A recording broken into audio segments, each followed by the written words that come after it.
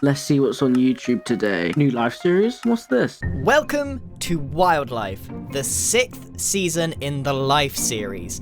This time, each session will have one wildcard activated, which will fundamentally change the game in some way, shape or form. The series follows the same rules as the previous ones, except we start on 6 lives.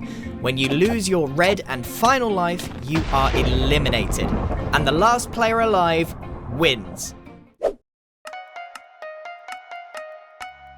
To recreate wildlife, there are 2 main things I have to make. The actual life part of wildlife, which is very important, and the wildcard part, which is also very important, so let's get into it. Firstly, the recreation of the way the live system works was relatively simple. I created a new command /set lives which creates 7 player teams and sets the color of them. 6 to 4 lives having dark green, 3 lives having a green color, 2 lives having a yellow color, and the last life having dark red. Then it adds every player to the 6 lives team. Then I created a second procedure that checks when an entity dies, and if it's a player, it checks to see what team the player is in and moves them down to the team below. If the player is on their last life and they go to 0, the procedure will change their game mode to spectator, summon lightning where they died, and display the you have ran out of lives title. The second main thing I have to recreate is the randomization of the wildcard, which is slightly more difficult. I made a second command /wildcard, which when ran, plays this sequence of titles and sound.